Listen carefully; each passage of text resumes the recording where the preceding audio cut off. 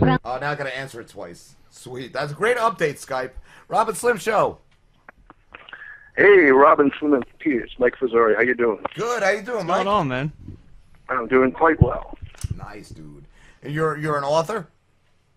I'm sorry? You're an author, right? Yes. Cool, man. Yes, I am. And your current project is on dead wrestlers, right? Right. It's a novel, Dead Wrestlers. It's not out. We're in the process. It's near complete trying to get that published. Cool. What is it fact or is it fiction? It's fiction. I toyed with the idea of writing a nonfiction book about it, but that just wasn't going to happen. It's been done. It's been done. Yeah, that's what I was going to say. I didn't know if you were like Chris Benoit and Owen Hart type of thing. Right. So what's the premise of it? The premise of it is, and I can put this out there because it's on. You can find it online. Okay.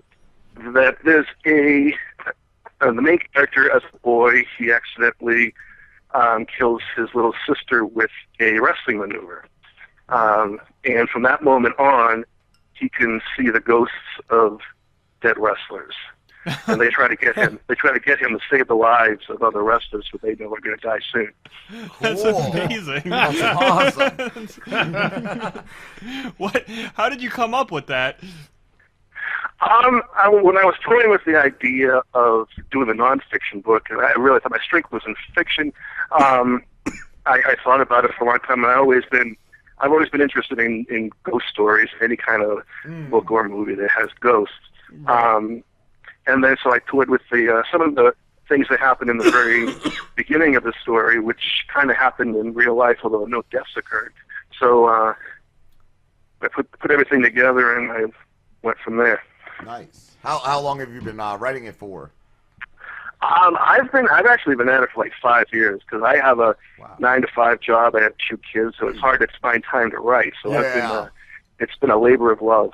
Cool. That's awesome. What I saw on your bio, you normally write humor, right? Yes, I had 2 humorous poetry chapbooks published, and then a funny collection of short stories a couple of years ago. Is that so this is the turn?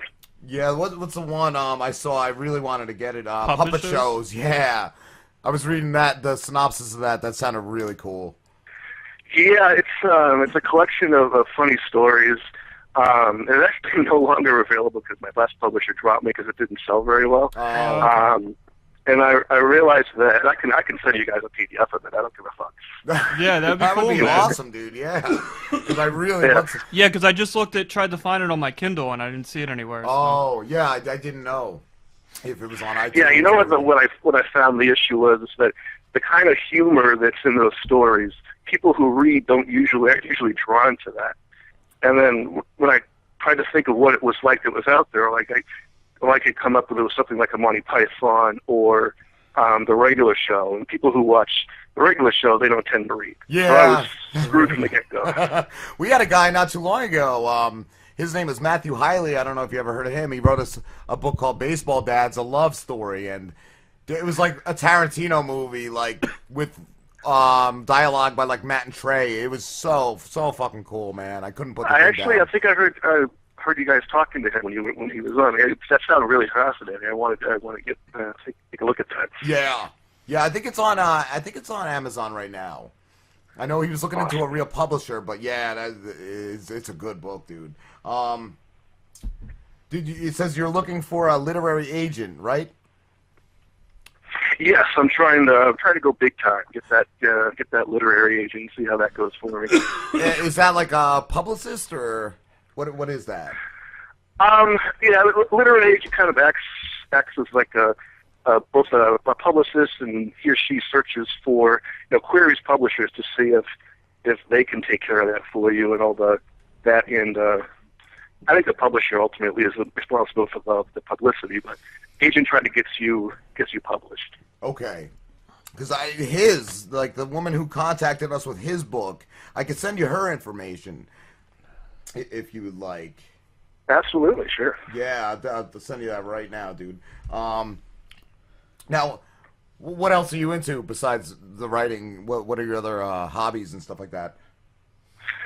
I don't even. Writing takes up so much of my free time. Other than work and being around my kids, I don't really have any other hobbies. Watch TV like everyone else, and some movies here and there. Yeah, that's like when you have kids, man. That's all they do. You gotta cater around them. They control everything, man. Yeah. I watch a lot of Caillou.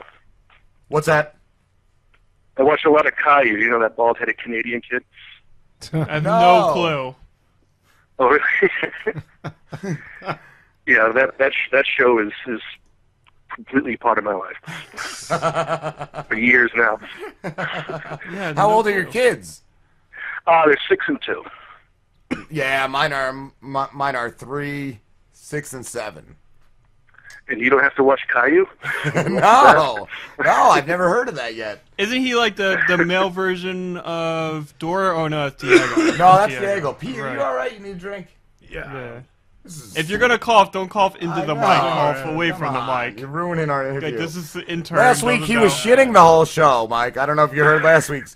He fed me. Yeah, I was kind of depressed. I wanted some shitting on this show too. We smoked. Maybe that's why he's coughing. He smoked a 14-year-old cigarette earlier.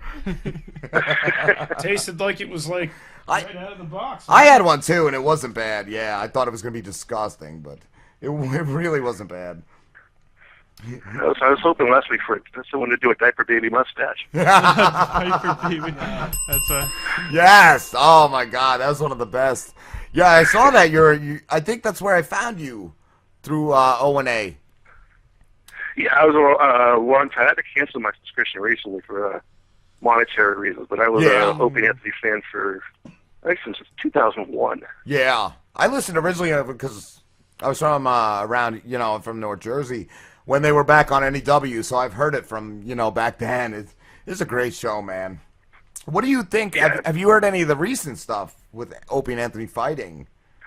Yeah, it's kind of depressing. It's almost like mommy and daddy are getting a divorce, and I don't know. It's hard to decide who to side more with when you read all the. I side more with Ant, but I also heard, and it would be great if it was. A lot of people are like, "What if this is just, like wrestling? What if it was just stage? And like Opie's trying to get Anthony more subscribers, and then he's gonna leave. He's gonna leave XM and go. I don't know though. I don't think it is. I don't think it is though, man. Like, I'm pretty sure Anthony made that clear. Where he actually said like everybody always thinks these things are like contrived and they're not. Oh yeah, and even everybody. Well, he said it about Ron and Fez. He was like, Ronnie, Fez really left. Like it's not a bit. Everybody thought it was. They announced it, but they announced on April Fool's Day that they were ending it. So that I didn't really know about. And what's Anthony supposed to say before that big slur when they finally get back together? Yeah.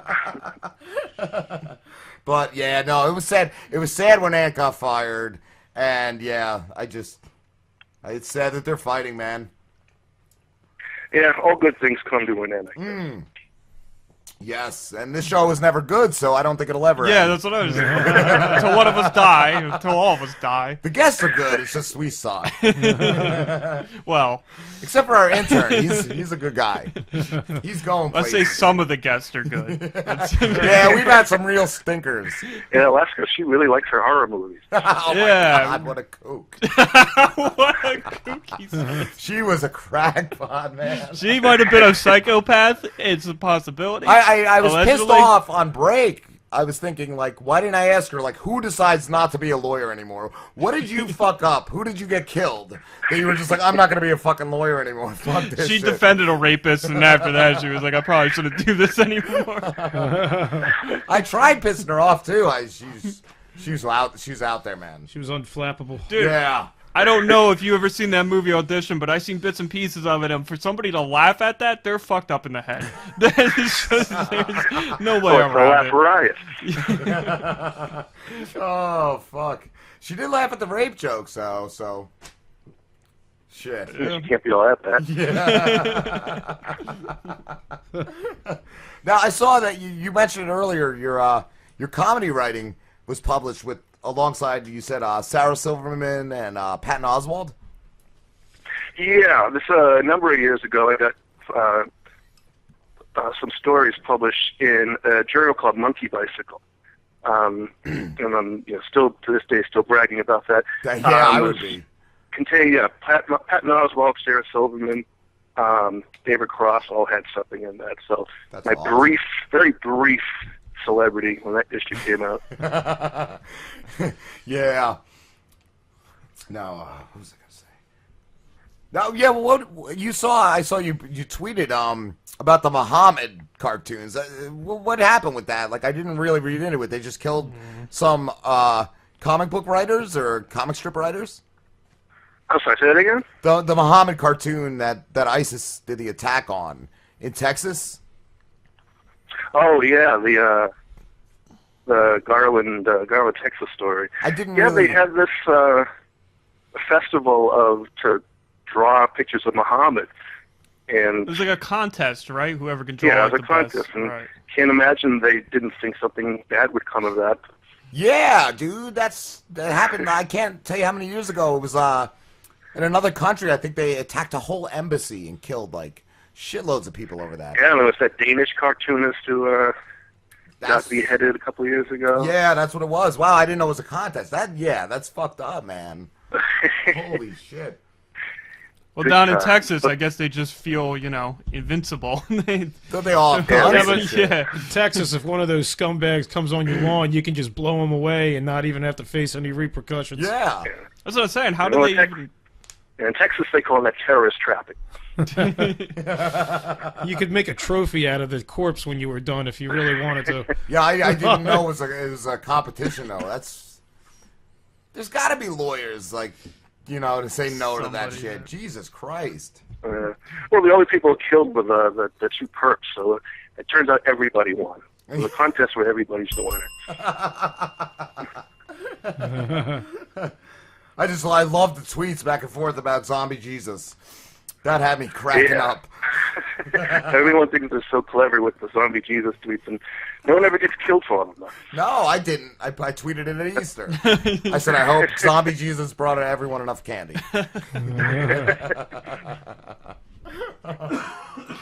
Well, I was reading that article a little bit about that, the cartoon thing, and they were saying that they even think it's wrong if you do a cartoon version of Jesus. Like, they disagree with that too. Like, you can't do yeah, well, because Jesus is one of their prophets too. Oh, okay. They don't agree with that, but also the original, like, the meaning of jihad is not fucking go out and bomb somebody, she said. It's supposed to be like a gentleman's type of fight. Like, if somebody, you can't attack somebody that's unarmed and type of shit. They just take it to an extreme. Right. They're just like fucking... Apparently they think the vision of Jesus on the cross is blasphemous to them. It's because he wasn't crucified to them. Like, oh, okay. Yeah. I thought he floated better. Yeah, they just with the holes in his wrists and his fucking ankles. Yeah. That was aerodynamic. He floated up with that shit. Yeah, well, everyone's uptight. Whatever happened to sticks and stones? Yeah. Yeah. Everybody's getting offended every week. I think, too, Matt and Trey, didn't they portray Muhammad as... Was it Muhammad or somebody? Allah? Muhammad, but the network the network blurred it out. That's right, but I heard they were in hiding for, like, months because of it. Yeah, I think that was right after the Danish cartoonist got murdered. So that was all premeditated. So they planned for months. They were like, these guys killed, and we're just gonna... They used up all they exhausted their fucking, whatever, their resources on that attack, and we'll be fine. And it worked. Yeah, well, the terrorists, they love the cartoons and puppets, because Matt Trey did that Team America with King Jong-il, and nothing happened. And then Seth Rogen and James Franco do the interview, and all hell breaks loose. That's right. Even in their, the puppet one, and even in the, I think, regular South Park, they do that. Yeah, but James Franco and Seth Rogen, exactly. I've even heard interviews with Jeff Dunham, who says when he goes to those countries and pulls out Ahmed, they love it. Oh, my God. That shit is, I never thought he was funny, but I've seen that, and that shit is funny. I don't give a shit who you are. Ahmed. Yeah. Terrorist puppets are always funny. Yup.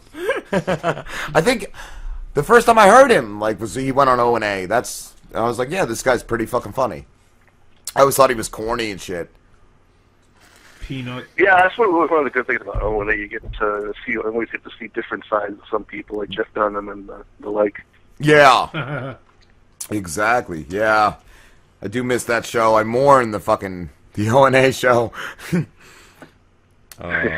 Yeah, it sucks because Rob got me into them last January, and then Anthony got fired like in July, so I had to listen, and I was listening to them like every day, and I got really into your them. fault, So. you bastard. It is. My dad finally got Sirius XM. Yeah. And I as soon as he got it, they ended up Yeah. it's fired. But I'm not gonna lie. Like, I love Opie and I love Jim, but I've tried listening to their show, and I don't know. I can't get into it. Like, I don't know what it is. It's just not the same.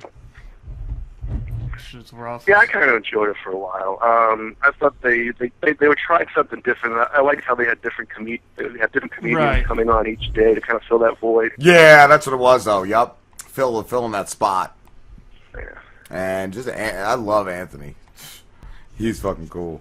But yeah, I saw so many people on both sides, like on the YouTube comments. Like a bunch of people were like, "You owe Anthony your career," and some people were like, "Fuck Opie." I mean, yeah, it said like, "Yeah, you owe Opie your career and all that shit. Your McMansion is because of Opie." Like, it's so divided, man.